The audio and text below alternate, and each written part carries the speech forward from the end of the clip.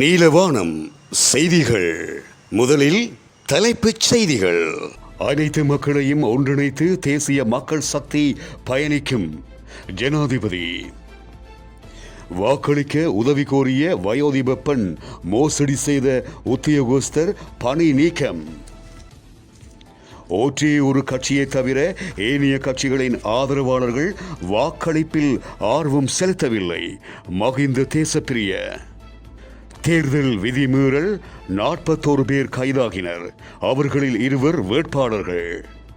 தொடர்வன விரிவான செய்திகள்.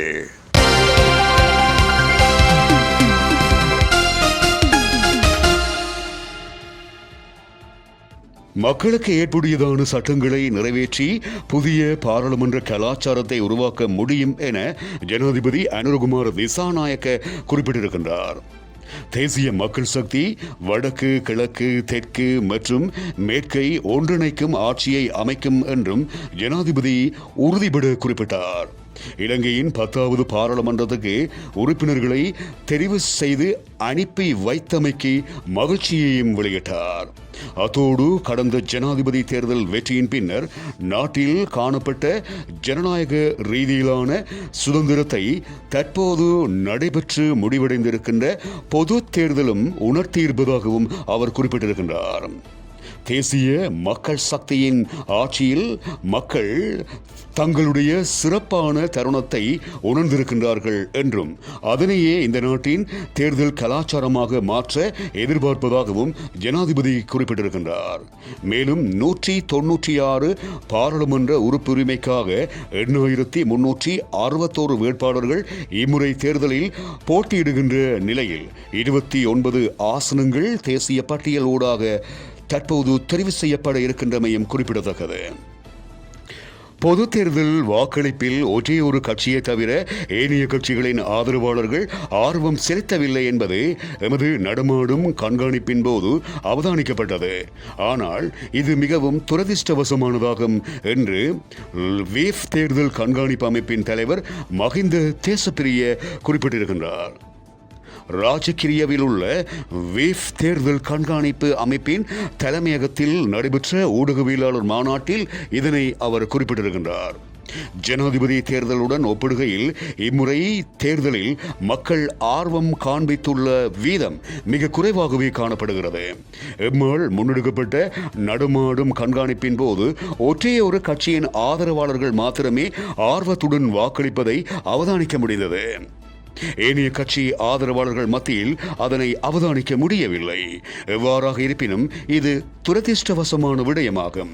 சிலரிடம் நாம் இது குறித்து வினவிய போது எவருக்கும் இதில் ஆர்வமில்லை என தெரிவிக்கப்பட்டது. இதனால் குறித்த கட்சிகளும் கவலை அடைந்துள்ளமையும் அவதானிக்கப்பட்டிருக்கிறது. தேர்தல் சட்டமீறல்கள் இடம்பெற்றுள்ள போதிலும் பாரியளவிலான வன்முறைகள் எவையும் பதிவாகவில்லை. ஆனால் சில பிரதேசங்களில் கட்சி அலுவலகங்கள் நீக்கப்படாமல் இருப்பதையும் அவதானிக்க முடிந்தது.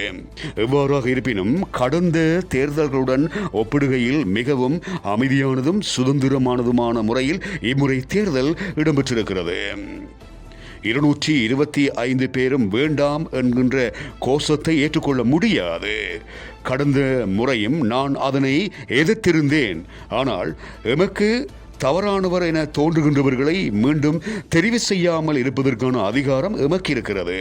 எனவே வாக்களிக்கும் போது வாக்காளர்கள் அது தொடர்பில் சிந்தித்திருக்க வேண்டும் எனவும் அவர் மேலும் குறிப்பிட்டிருக்கின்றார். வாக்குச்சாவடியில் வாக்களிக்க சென்ற வயோதிப பெண் அங்கு கடமையில் ஈடுபட்டிருந்த உத்தியோகஸ்தரிடம் சின்னம் ஒன்றை கூறி அதில் புல்லடியிட்டு உதவி செய்யுமாறு கேட்க அந்த பெண் கூறிய சின்னத்துக்கு பதிலாக வேறொரு சின்னத்திற்கு புல்லடியிட்டு கொடுத்த உத்தியோகஸ்தர் உடனடியாக கடமையில் இருந்து நீக்கப்பட்டுள்ளார். மட்டக்களப்பு காத்தான்குடி கிஸ்புல்லா பாலர் பாடசாலை வாக்குச்சாவடியில் கடமையாற்றிய உத்தியோகஸ்தரை பணியிலிருந்து பாராளுமன்ற தேர்தல் நடைபெற்ற நிலையில் மட்டக்களப்பு மாவட்டத்தின் காத்தான்குடி வாக்குச்சாவடியில் வாக்கு பதிவின் போது வயோதிப பெண்ணுக்கு உதவி செய்ய முன்வந்த உத்தியோகஸ்தர் தவறான சின்னத்தில் புல்லடியிட்டு கொடுத்த காரணத்தினால் உடனடியாக பணி நீக்கம் செய்யப்பட்டிருப்பதாக தேர்தல் உதவி ஆணையாளர் MPM சுபஜான் குறிப்பிட்டார். இது தொடர்பில் மேலும் தெரிவிக்கையில், இந்த வாக்குச்சாவடியில் வயோதிப பெண் ஒருவர் வாக்களிப்பதற்கு உதவி கோர அவருக்கு உதவி செய்யுமாறு அங்கு கடமையாற்றி வரும் உத்தியோகஸ்தர் ஒருவரை வாக்குச்சாவடிக்கு பொறுப்பான தேர்தல் பொறுப்பதிகாரி பணித்துள்ளார். அதன் பின்னர் அந்த பெண் ஒரு சின்னத்தை தெரிவித்து அதற்கு புல்லடியிடுமாறு உத்தியோகஸ்தரிடம் தெரிவித்தார். அதனையடுத்து அந்த உத்தியோகஸ்தர் பெண் கூறாத வேறொரு சின்னத்திற்கு புல்லடியிட்டு வாக்கு சீட்டை மடித்து பெண்ணிடம் வழங்கியுள்ளார். அவர் அந்த வாக்கு சீட்டை விரித்து பார்த்து தான் தெரிவித்த சின்னத்திற்கு புல்லடி இட்டிருக்கின்றாரா என பார்த்தபோது வேறொரு சின்னத்திற்கு புல்லடி இடப்பட்டமை தெரியவர அங்கு பெரும் குழப்பம் ஏற்பட்டிருக்கிறது. இதனை அடுத்து அந்த வாக்குச்சாவடிக்கு மாவட்ட தேர்தல் திணைக்கள உதவி ஆணையாளர் சென்று உடனடியாக அந்த உத்தியோகஸ்தரை கடமையிலிருந்து நீக்கி அவரை தேர்தல் திணைக்களத்துக்கு விசாரணைக்காக அழைத்துச் சென்றிருப்பதுடன் மீண்டும் ஏற்பாடு செய்யப்பட்டு உரிய முறையில் அப்பெண்ணின் வாக்குப்பதிவு செய்யப்பட்டது. இது தொடர்பான மேலதிக விசாரணைகளில் தேர்தல் திணைக்கள அதிகாரிகள் ஈடுபட்டு வருகின்றனர். தேர்தல் சட்டங்களை மீறியமை தொடர்பில் 41 சந்தேக நபர்கள் கைது செய்யப்பட்டிருப்பதாக போலீஸ் ஊடக பேச்சாளர் நிகால் தெல்துவ குறிப்பிட்டிருக்கின்றார். நடைபெற்ற ஊடகவியலாளர்கள் சந்திப்பின் போதே அவர் மேற்கண்டவாறு குறிப்பிட்டார். அவர் மேலும் தெரிவிக்கையில், நாட்டில் தேர்தல் அமைதியான முறையில் இடம்பெற்றாலும் தேர்தல் முறைகேட்டில் ஈடுபட்ட 41 பேர் கைது செய்யப்பட்டிருக்கின்றார்கள். கைது செய்யப்பட்ட வேட்பாளர்கள் இருவரும் கட்பட்டி மற்றும் வவுனியா ஆகிய மாவட்டங்களை சேர்ந்தவர்கள். சட்டவிரோதமாக தேர்தல் பிரச்சார நடவடிக்கைகளில் ஈடுபடல், தேர்தல் சுவரொட்டிகளை ஒட்டுதல், வாக்கு சீட்டுகளை புகைப்படம் எடுத்தல் மற்றும் வன்முறை செயல்களில் ஈடுபடல் ஆகிய குற்றங்கள் தொடர்பிலேயே சந்தேக நபர்கள் கைது செய்யப்பட்டிருக்கின்றார்கள் எனவும் அவர் மேலும் குறிப்பிட்டார். இத்துடன் நீலவானத்தின் செய்திகள் யாவும் நிறைவடைகின்றன.